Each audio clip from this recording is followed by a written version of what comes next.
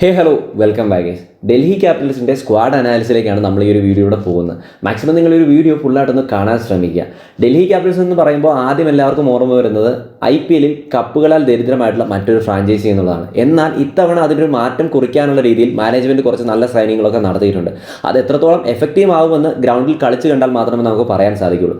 ആദ്യം എനിക്ക് പറയാനുള്ളത്, ഞാൻ ഈ ഒരു വീഡിയോ സ്റ്റാർട്ട് ചെയ്യുന്നതിന് മണിക്കൂറുകൾക്ക് മുമ്പ് മാത്രമാണ് അവരുടെ ക്യാപ്റ്റനെ അനൗൺസ് ചെയ്തത്. അത് മറ്റാരുമല്ല, അക്സർ പട്ടേലാണ്.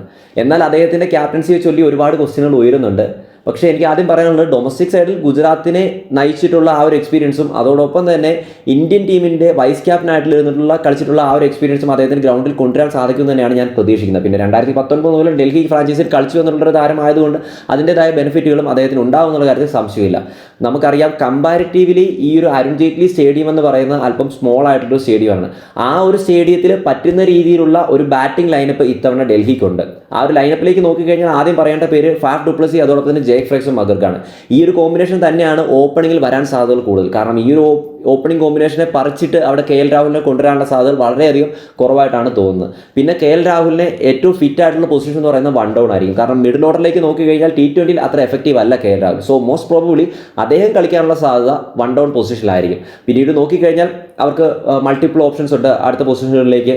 ഒന്നെന്ന് പറയുന്ന അഭിഷേക് പോർൽ, ദെൻ ക്രിസ്ത്യൻ സ്റ്റബ്സ്, അതോടൊപ്പം തന്നെ സമീർ റിഫ്സി, അശുതോഷ് ശർമ്മ ആൻഡ് ഓൾറൗണ്ടർ കാറ്റഗറിയിലേക്ക് വരുമ്പോഴാണ് ആദ്യത്തെ ഇവരുടെ വീക്ക്നെസ് നമുക്ക് പിടികിട്ടുന്നത്. എക്സ്പീരിയൻസ്ഡ് ആയിട്ടുള്ള ഓൾറൗണ്ടർ എന്ന് പറയുന്നത് അവിടെ അക്സർ പട്ടേൽ മാത്രമാണ്. ബാക്കിയെല്ലാം ഇൻഎക്സ്പീരിയൻസ്ഡ് ആയിട്ടുള്ള താരങ്ങളാണ് അവർക്കുള്ളത്. ഇനി സ്പിൻ ഡിപ്പാർട്ട്മെന്റിലേക്ക് വന്നു കഴിയുമ്പോഴും നല്ല ബാക്കപ്പ് ഇല്ലാത്ത ഇവർക്കൊരു വലിയ വെല്ലുവിളി ആവാനുള്ള സാധ്യതയുണ്ട്. ആകെ 2 സ്പിന്നേഴ്സ് എക്സ്പീരിയൻസ് ഉള്ളത് കുൽദീപും അതോടൊപ്പം തന്നെ അക്സർ പട്ടേലുമാണ്.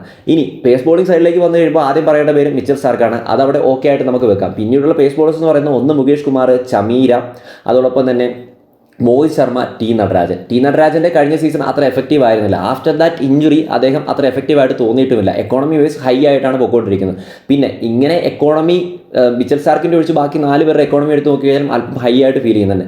അരുൺ ജെയ്റ്റ്ലി സ്റ്റേഡിയം പോലൊരു ചെറിയ സ്റ്റേഡിയത്തിൽ ബോൾ ചെയ്യേണ്ടി വരുമ്പോൾ എത്രത്തോളം എഫക്റ്റീവായിട്ട് ഇവർക്ക് ബോൾ ചെയ്യാൻ സാധിക്കുമെന്ന് കളി കണ്ടു തന്നെ നമുക്ക് മനസ്സിലാക്കേണ്ടി വരും.